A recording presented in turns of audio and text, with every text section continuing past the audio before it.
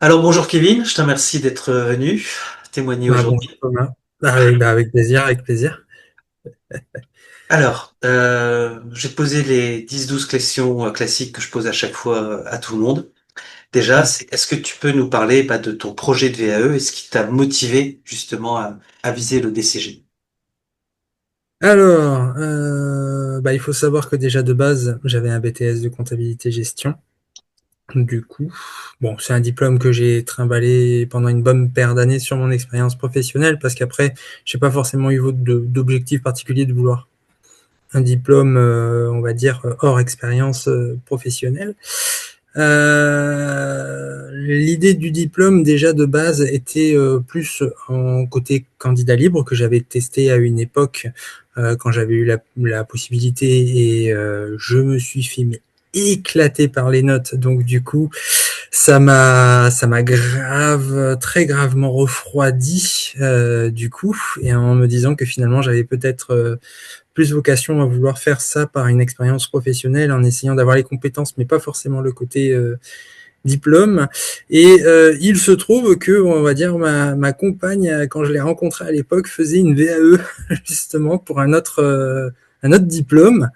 Du coup, et quand je l'ai vu faire, ça lui a pris un an, mais j'ai trouvé ça tellement facile que je me suis dit que j'allais le faire pareil. Et j'ai très vite déchanté, hein, bien évidemment. Et du boulot, hein. Ouais, il y a eu du boulot. C'était pas la même chose, mais il y avait eu du boulot quand même. Et non, plus sérieusement, en fait, c'est le fait d'avoir eu cette VAE là qui m'a. Je connaissais de nom, mais je manquais d'informations sur le fait d'avoir du coup la possibilité de le faire dans notre branche. Du coup, et à un moment donné, ça a été un coup de tête qui a mûri dans ma tête, qui ensuite a été une prise de renseignement, et puis après, on a enclenché la machine, j'en ai parlé derrière, et puis après, j'ai foncé. C'est aussi simple que ça. En voyant que on va dire l'objectif était ambitieux mais possible, j'ai fait c'est parti et puis après on sait où ça a fini bien sûr, On mais arrive, on arrive. on va y arriver. Donc, quels étaient donc tes besoins et tes attentes justement en matière d'accompagnement dans cette démarche de VE? Parce qu'effectivement, je veux dire, sur les diplômes comptables supérieurs, DCG, DSCG et DEC, je veux dire, rares sont les personnes qui s'y connaissent. Oui, oui. Déjà, l'accompagnement pour cette démarche, le premier point, c'est que je voulais avoir un interlocuteur. Déjà, je voulais avoir un interlocuteur, on va dire physique. Au moins quelque chose. Parce que si j'avais un problème, au moins un coup de fil à passer et on pouvait essayer de régler le problème ensemble.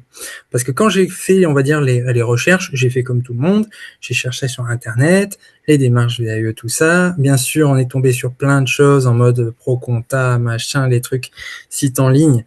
Sur le coup, qui me paraissait intéressant, parce que comme étant salarié, forcément, les études, tout ça, l'école, c'est hors sujet, hein, forcément. Donc, c'était un petit peu ma première recherche.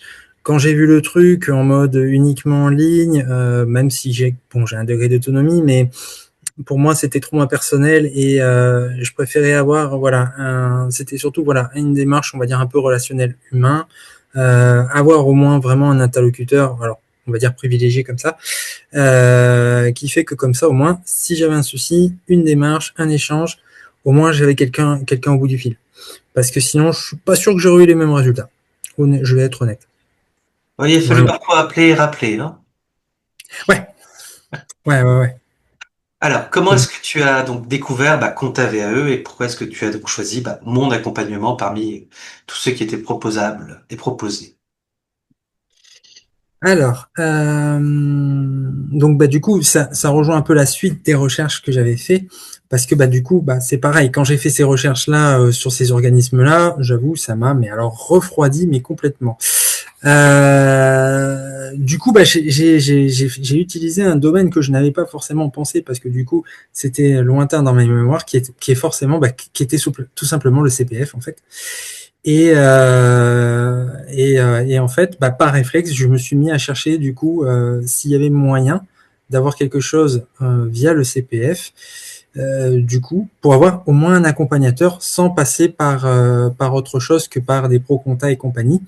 Et j'ai eu de la chance parce que j'ai eu une belle annonce hop, qui est apparue, du coup, qui était la tienne. et qui direct en fait m'a mis la puce à l'oreille. Déjà parce que bah, dans le descriptif, c'était vraiment tout ce que je voulais. Donc, je veux dire, il n'y avait pas vraiment en termes de suivi, c'était exactement, ça correspondait à toutes mes cases. Donc déjà, ça m'a bien aidé. Et puis bah après, forcément, quand j'ai vu le, quand après, bah voilà, je me suis renseigné, je suis allé voir sur le site un petit peu comment ça fonctionnait, parce que forcément, en termes de démarche, le Dava de Lille, je vais pas trop en parler, mais je pense qu'on est d'accord sur le fait que on va dire, ils m'ont lâché complètement en mode j'ai mon attestation et puis débrouille-toi. Et du coup, toutes ces recherches ont été faites moi-même, ce que je trouve dommage, ça d'ailleurs. Et Parenthèse, le Dava de Lille est un des meilleurs de France en termes de réactivité et d'information. C'est pour te dire le niveau des autres. ouais, bah, une liste qui était pas à jour et quand on les appelle, du coup, ils sont plus au courant de rien du tout. Je trouve ça un peu dommage si ce sont les meilleurs. Ils font partie. Enfin bon. Voilà. Mais voilà, du coup, avec bah, du coup le CPF, les réseaux un petit peu, voir comment c'était. J'ai vu les vidéos YouTube des anciens participants justement qui ont été aussi bah, une bonne source de renseignement pour moi. Et puis bah après j'ai gardé on va dire l'annonce en favori parce que du coup je voulais quand même voir. J'étais pas encore vraiment décidé à ce moment-là. Et puis après bah, le coup de fil. Voilà, en disant le coup de fil. Et puis après, bah, on a lancé. Le premier contact humain au téléphone. Ouais. Alors, est-ce que tu pourrais justement décrire en quelques mots ton expérience globale déjà avec moi? Ah bah déjà, moi, l'expérience globale a été ultra positive. Déjà parce que bah, dès le premier coup de fil, les bases étaient posées. C'est-à-dire que vraiment, on savait déjà dans quoi on s'embarquait. La méthodo, boum, au moins, c'était clair et net. Et ça, c'est quelque chose que moi, déjà, ça, c'était un ultra bon point. C'était le premier point. Ensuite, bah, du coup, mon expérience globale était géniale, déjà parce que bah, ponctualité, réactivité, simplicité, gentillesse. Quand les choses qui ne vont pas, on se les dit simplement. Et ce dont j'avais un petit peu peur, moi personnellement, c'était peut-être trop finalement être accompagné, mais peut-être trop accompagné dans le sens où finalement on aurait tout un peu trop fait à ma place, ce qui finalement n'a pas du tout été le cas. Et ça, c'est un truc qui je pense m'a le plus agréablement surpris. C'est-à-dire qu'il y a une base de travail, on me dit ce qu'il y a à faire, et après c'est moi qui fais. Et ça, c'est quelque chose où c'était nickel pour moi. Et puis bah après, une fois que c'était fait, on pouvait en échanger, modifier deux trois trucs qui pouvaient passer ou pas, ou en fonction bah, aussi de mon expérience de vie. L'avantage aussi, c'est que bah, du coup, c'était à la carte. On a vraiment fait en sorte de tirer parti de tout ce que moi j'avais fait dans mon expérience professionnelle et pas faire, on va dire, un dossier bateau. L'autre point aussi, bah, ça a été l'accompagnement sur le référentiel de compétences, parce que j'avoue, le fichier Excel n'était pas, on va dire qu'il était, bon, il n'était pas digeste, on va le dire comme ça. Et aussi le fait que, au-delà de l'aspect du coup dossier, mais vraiment ensuite l'accompagnement après l'inscription, une fois qu'on avait rempli le dossier, vraiment la mise en situation des entretiens. Ça, c'est quelque chose que j'ai beaucoup apprécié parce que du coup, ça m'a permis déjà de déstresser. Ça, complètement. D'avoir une posture qui était, on va dire, très détendue lors de l'entretien, savoir comment ça se passe, anticiper les questions. Parce que moi, du coup, mon sujet, bah, c'est pareil. Quand j'ai un rendez-vous client, bah, j'anticipe en amont sur les principaux sujets. Bah, là, c'était pareil. Donc, du coup, c'était vraiment ce qui me faisait aussi, ça me faisait aussi assez peur. Et finalement, bah, très rassurant. Et puis, bah, vraiment, rien à redire là-dessus. Vraiment un plaisir. Vraiment un plaisir. Merci. Alors, quel a été pour toi l'élément le plus marquant ou alors le plus utile dans mon accompagnement? Le plus utile, déjà, ça a été la remise en question du référentiel de compétences, parce qu'au début, l'approche n'était pas bonne, et là, du coup, on a réussi à rectifier le tir très vite. Ensuite, ça a été le fait d'avoir réussi à avoir une discipline, un cadre de travail, on va dire, planifié, qu'on a réussi à tenir parce que c'était quand même vachement ambitieux en termes de durée. Euh, Ça a été vraiment le plus marquant pour moi, d'arriver à terminer le dossier en temps et en heure. C'est ce qui a été le plus facile, entre guillemets. Hein. L'autre, le fait le plus marquant, c'est d'être arrivé moi-même à pouvoir le faire. C'est quand même une grande fierté personnelle d'être arrivé à le faire. Parce qu'il y a eu des gros moments où c'était costaud, mais très content d'avoir réussi aussi d'avoir le plaisir de le finir. C'est pas d'arrêter en cours de route. Aussi, ça c'est le l'un des trucs qui a été le plus important pour moi. Et ouais, toute la rétrospective. Hein. Je veux dire, tout le fait aussi de penser tout le côté introspectif où on se rend compte que finalement on a fait plein de choses en fait. Oui, oui. On a fait plein de choses et j'avoue que ce qui m'a le plus marqué, c'est d'avoir pris conscience de tout ça en fait. Que je l'aurais pas eu ou pas eu, mais vraiment la démarche jusqu'au bout, de l'avoir fait jusqu'au bout. Et même sans diplôme, ça m'a fait vraiment évoluer. Vraiment là-dessus, c'est ce qui m'a vraiment le plus marqué. Eh oui. Bah, ça, c'est quelque chose qui revient très souvent. Je veux dire, quand on fait une VE avec moi, en tout cas, c'est toute cette démarche de conscientisation. On prend conscience de tout ce qu'on est capable de faire, de tout ce qu'on a réalisé, et en réalité du niveau qu'on a atteint. Et Ouais. oui, le fait d'aller jusqu'au bout de la démarche, d'avoir fait tout ce travail sur soi-même, sur chacun des points demandés, exigés sur un référentiel, déjà, oui, c'est une fierté personnelle. Et déjà, Ouais, c'est valorisant. Et déjà, on s'en trouve grandi, ouais. indépendamment du résultat en réalité. Ah ouais, complètement. Complètement. Alors, est-ce que tu pourrais donner un exemple concret de la façon dont je t'ai aidé, par exemple, à structurer le dossier? Euh, Bah, c'est plein de petits trucs auxquels, honnêtement, déjà, je n'aurais pas pensé à le faire moi-même. Déjà, c'est référencer les annexes. C'est tout bête. Mais le fait de les avoir référencés, moi, ça m'a discipliné aussi à les référencer dans ma façon aussi d'écrire les choses. C'est tout, Très c'est un comptable truc à tout ma bête. façon de faire, hein. Ah ouais, ouais, ouais, mais c'est surtout que nous, en fait, on le fait tellement de manière automatique, instinctive, où on switch des logiciels et machin, que finalement, bah là, sur le coup, le fait de le faire soi-même, déjà, c'est codifier les choses, structurer les choses comme ça. C'est ce qui m'a déjà intellectuellement, ça m'a débloqué plein de trucs.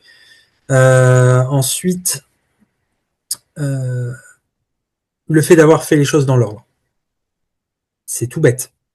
Mais c'est vrai que c'était quelque chose qui était très compliqué pour moi. Je savais ce que j'avais à faire, mais dans quel ordre on faisait les yeux? Parce que je savais lesquels, on va dire, j'étais le plus costaud. Voilà. Ceux où je sais que j'allais avoir plus de mal. Est-ce que je devais commencer par cela? Et finalement, le fait de les avoir fait dans l'ordre, finalement, au moins, c'était simple, mais c'était rapide et efficace. On va dire ça comme ça. Et Et, et, euh, Et après, ouais, le fait d'avoir vraiment fait ça comme un rapport, j'aurais jamais pensé à le faire comme un rapport. C'est-à-dire vraiment avec un sommaire, des annexes. Parce qu'en fait, moi, j'avais tout classé, forcément. J'avais tout classé par type de dossier, tout ça, par expérience, vraiment. Mais j'avais pas vraiment codifié les choses. Et finalement, je me suis aperçu qu'en codifiant ça, ça m'a permis de vraiment tout structurer dans. Ça m'a permis de gagner un temps fou dans la façon aussi dont j'ai rédigé mon dossier. Mais, euh, quelle a été pour toi la partie la plus difficile de ta VE? Et comment est-ce que je t'ai aidé à la franchir? Le plus dur. alors, la partie là vraiment la plus difficile pour moi, c'était vraiment la rédaction. Vraiment, vraiment, vraiment la rédaction. J'avais l'idée, mais alors pour arriver à l'expliquer à l'écrit, c'était quelque chose. C'était quelque chose. Euh, ça a vraiment, c'est ce qui m'a pris enfin, c'est ce qui m'a pris le plus de temps. Euh, En général, dans ma façon de faire, c'est je prenais mon référentiel de compétences, on essayait de faire ça dans l'ordre. J'avais mes parce qu'en fait, en dehors de ça, j'ai relu quasiment tout le programme de DCG de mes annales que j'avais qui sont là-bas. Donc du coup, ça faisait au moins 60 fiches de révision par Ah oui. UE que je relisais en même temps en me disant est-ce que ça je sais faire, je sais pas faire et tout ça. Ce qui fait qu'après, oui, j'avais des migraines. On va pas se le cacher. Mais oui, non, le plus dur en fait pour moi, ça a été de se lancer. Vraiment, c'est de se lancer par UE en disant voilà, qu'est-ce que je sais faire, qu'est-ce que je sais pas faire et comment l'amener. Du coup, euh, quel annexe est le plus pertinent dans mon travail qui me permettait de l'expliquer au mieux. Du coup, Et le plus valorisant, ouais. voilà, le plus valorisant. Alors, il y en avait certains qui étaient plus faciles que d'autres, forcément dans mon quotidien, mais c'est ce qui pour moi a été le plus difficile. Le plus difficile, en fait, ça a été, on va dire, de mettre en route la machine, du coup, et des fois, ça prenait plusieurs jours. Hein. Des fois, ça prenait plusieurs jours. Euh, et après, une fois que j'avais ciblé, c'est là où après ça partait complètement. Bon, tant mieux. Petite question sur la préparation à l'oral au jury. Est-ce que tu as Ouais. trouvé mes conseils utiles? Voilà, est-ce que les questions qu'on avait préparées Ah ouais, non, mais tellement. ont aidé? Ouais, beaucoup. Surtout pour quelqu'un pour moi. Parce que déjà, moi, je suis quelqu'un de plutôt timide. Donc forcément, disons que j'arrive à parler quand je suis à l'aise avec les gens, parce que je les connais, ce genre de choses, ça va plutôt bien. Mais là, dans un jury de 2 à 5 personnes qu'on connaît pas d'Adam et d'Ève, qui sont une fois pro, une fois perso, forcément, c'est pas un client. Mais oui, moi personnellement, ça m'a beaucoup aidé. Déjà, le premier point, ça a été surtout le document de préparation, vraiment, je l'ai relu en long, en large et en travers, vraiment pour bien comprendre les choses. Ensuite, moi, bah, ça a été beaucoup de travail aussi, parce qu'en dehors des situations, en dehors des situations qu'on avait fait ensemble, c'était la bonne période parce que moi, avec ma période fiscale, j'enchaînais les rendez-vous et ça a été un excellent mécanisme pour moi de mise en situation pour appliquer la façon de parler, la posture qu'on avait même vu ensemble. Du coup, et ça m'a permis aussi indirectement. Alors moi, après, j'ai simulé aussi, j'ai simulé beaucoup d'entretiens aussi en plus. Regarder les questions pièges, sur quoi je pouvais tomber, pour essayer vraiment d'être au maximum le mieux préparé possible, parce que 45 minutes, ça va très vite et que on n'a pas conscience à tel point que ça va tellement vite. Mais oui, et puis l'avantage, ça a été vraiment aussi reparler des défauts, rappeler les défauts, et du coup, bah moi, j'ai foncé dedans tête baissée sur certains sujets, et je me suis pas fait avoir à l'entretien, bien évidemment, parce que c'est le but. Et non, vraiment très efficace, très rassurant dans la façon dont c'est fait. Et puis comme on l'a fait en mode vraiment préparatif, moi, ça m'a permis d'anticiper au mieux, en tout cas. En tout cas, j'avoue, à 15 jours, on va dire début mai, je commençais à me dire, bon, on va commencer l'entretien, mais j'étais pas stressé, on va dire, comme j'aurais pu l'être habituellement. Des fois, habituellement, j'aurais été une pile électrique. Là, je te remercie encore. Mm. Donc, tu as obtenu ton DCG? Ah oui, je l'ai eu. Je l'ai eu. Quand j'ai reçu. Alors, quand j'ai reçu le mail de Cyclade, c'est ça qui était marrant parce que j'ai reçu le mail de Cyclade du coup à midi en disant que j'avais un nouveau document avec le relevé de notes que j'ai pas voulu regarder tout de suite parce que si je me suis dit que j'avais pas, bon, j'allais pas bosser le reste de l'après-midi, donc j'ai pas regardé. Et donc là, juste après, il y a eu le Davalil qui m'a envoyé, on va dire, le rapport jury, du coup avec une pièce jointe. Et moi, bien sûr, je l'ai regardé. Et en le regardant, j'ai même pas regardé j'avais même pas regardé le commentaire du jury parce qu'il Commentaire y avait jury, qu'une ouais. phrase. Voilà, le commentaire du jury. Et là, sur la gauche, je voyais tous les yeux, il y avait marqué favorable de partout. Et là, j'ai pas percuté tout de suite en disant, bah, alors du coup, je suis allé voir et c'est là que j'ai vu la liste des admis et là, j'en revenais pas. J'avoue, j'en revenais pas. Les 7 UE passés, j'en revenais pas. Pourtant, j'étais pas confiant à l'entretien et quand j'ai vu le rapport jury, bah, finalement, c'était complètement à l'opposé de ce que j'aurais pensé. Donc oui, oui, oui, je l'ai eu avec 7 UE, on peut le dire, hein, 7 UE à passer, 6 dispensés avec mon BTS et 7 UE à passer que j'ai réussi à avoir. C'était Du sport. c'était du sport.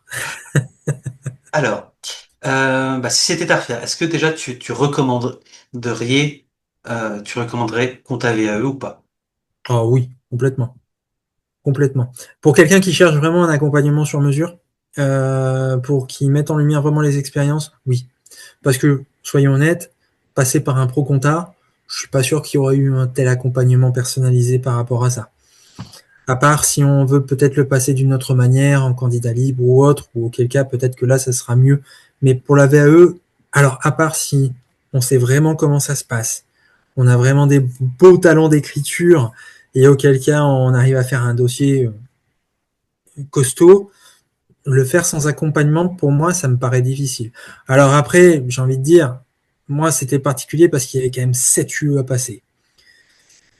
Peut-être que pour quelqu'un qui a, on va dire, moins d'UE, ça sera peut-être plus facile pour lui. Mais honnêtement, le faire sans accompagnement, ça me paraît vraiment quand même très difficile. Ou alors, il faut vraiment qu'on soit très calé. Mais ouais, En fait, c'est à connaître recommander la sans, VAE, sans... connaître les attentes du jury, respecter les structures formelles par rapport aux attentes, etc. S'il y a Ouais. des taux aussi catastrophiques de réussite, c'est parce que la majorité des gens bah, soit le font effectivement sans accompagnement ou sont mal accompagnés et ne respectent pas le cadre et les attendus. Ah, puis de toute façon, on voit les stats parlent d'eux-mêmes, hein, parce que moi, bah, moi, j'avais vu le rapport de l'année dernière, en 2026, 2025, pardon, Ouais. où dans le Nord, on était à 6 passés, 1 validé complètement, 2 validés partiellement, et je crois le reste, c'était pas admis. En termes de taux de succès, on va pas se le cacher. Après, je pense pas qu'il y en ait beaucoup qui passent de VAE, mais c'est vrai que en termes d'attente du jury, on voit que là, c'est quand même, voilà, faut y aller. Il faut y aller. En fait, il y a 150 à 200 personnes qui passent le DCG en VAE par an. Et tu as 5 ou 6 admis par an en validation Ouais. totale. Ah, c'est pas beaucoup. Tu vois, C'est vraiment pas beaucoup. 2024, il y a eu 6 candidats Hmm. qui l'ont eu. Et sur les 6 candidats, il y en avait 4 que j'avais accompagnés. Mais 4 seuls élèves cette année-là. Ah bah ouais. 2025, donc l'année juste avant toi, où je pensais que justement, bah, grâce à mon succès, j'allais avoir du monde, j'ai eu un seul élève au DCG, Ah, qui c'est l'a eu fou. aussi à 100%. Et là, cette année, vous êtes, Moi, ouais, j'avais vu 5, c'est ça, je crois. ouais, vous avez été 5 et 3 à l'avoir eu à 100%. Eh oui. Ah, Alors, oui. De toute façon, les résultats parlent d'eux-mêmes, hein, de toute manière. statistiques. Est-ce que tu aurais bah, un conseil pour quelqu'un qui hésite à se lancer en VE? Le meilleur conseil que je puisse lui dire, c'est de ne pas se dire qu'il en est pas capable, déjà. Je pars sur la base que euh, il faut se lancer et y aller jusqu'au bout. Faut pas, faut pas se laisser décourager parce que ça peut paraître difficile et compliqué, mais quand on prend conscience de son expérience, quand on prend conscience en fait du chemin parcouru et quand on sait qu'il y a moyen de pouvoir valider ce que l'on fait au quotidien, pour moi, faut pas se poser la question, faut foncer. Alors, de pas le faire, faut pas le faire n'importe comment, bien sûr. Mais le meilleur conseil que je puisse donner, c'est que s'il y a quelqu'un qui a envie de le faire, déjà de bien comprendre comment ça se passe. Déjà. Le- Comment faire le premier livret, comment préparer le deuxième livret. Ensuite, c'est surtout de se dire, de bien regarder le référentiel, de savoir ce qui est attendu et de savoir, bah, du coup, est-ce qu'on est en capacité de pouvoir le dire. Et même si on l'a pas, est-ce qu'on est en capacité de pouvoir expliquer que l'on peut en être capable. C'est là toute la difficulté en fait. C'est de se dire, si on n'en est pas capable, ok, ben qu'est-ce qu'on peut faire pour en être capable? Et d'arriver à l'expliquer devant un jury. Et ça, une fois qu'on a fait ça, pour moi, on a tout gagné. Parce que le jury, de toute façon, il n'est pas bête, il va le voir. Encore plus quand on a un jury qui a lu son dossier. Parce que moi, j'ai eu de la chance, ils ont lu mon dossier. Oui. Et je l'ai bien compris. Hein, sur les termes, je l'ai bien compris. Et déjà, ça, au moins, ça prépare super bien. Ensuite, bah, vraiment, structurer UE par UE, qu'est-ce qu'on sait faire, qu'est-ce qu'on sait pas faire. Euh, arriver à, j'ai envie de dire, il n'y a peut-être pas forcément besoin d'avoir un dossier de 400 pages, mais ça va être bien. Surtout quand il est bien rangé et bien classé. Et franchement, de pas hésiter à se faire accompagner parce que quand je pense certains, bah, s'ils savent pas vraiment comment l'expliquer, s'ils savent pas comment écrire, si ils connaissent pas les attendus du jury, s'ils sont comme moi dans le fait de vouloir une mise en pratique, d'avoir un interlocuteur, d'avoir quelqu'un qui nous aide, faut pas hésiter. Faut pas hésiter parce que même si on le loupe, le retour sur investissement, il est quand même présent. Et Même si justement, on, investissement. Est-ce que ça t'a semblé d'un bon rapport qualité-prix dans l'accompagnement? Est-ce que tu as dû débourser quelque chose? alors moi, alors l'investissement en tant que tel, ne faites pas comme moi, n'attendez pas 4 mois. Mais ça, enfin, ça c'est pas forcément ma faute, c'est que avec le Dava, du coup, j'ai perdu du temps à cause de tous les soucis administratifs, qui fait que bah du coup, à cause de ça, je m'y suis mis tardivement. Je pense que quelqu'un d'autre n'aura pas ce genre de problème-là. Mais en termes de rapport qualité-prix, non, franchement, je m'en suis très très bien tiré. Moi, il faut savoir que j'ai tout fait par le CPF finalement. Du coup, bon, j'ai eu mon petit reste à charge, mais quand même, le reste à charge m'a été remboursé finalement.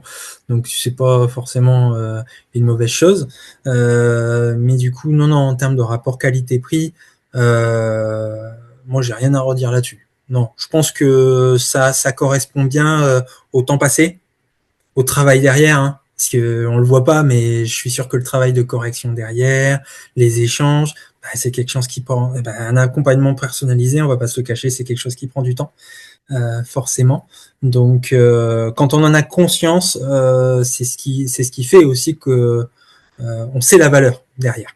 On sait forcément la valeur derrière. Mais oui, oui, moi j'ai rien à redire là-dessus. Au contraire, j'ai trouvé ça pas cher. Ouais, finalement, j'aurais dû augmenter. Ah ouais, non, faut doubler le tarif.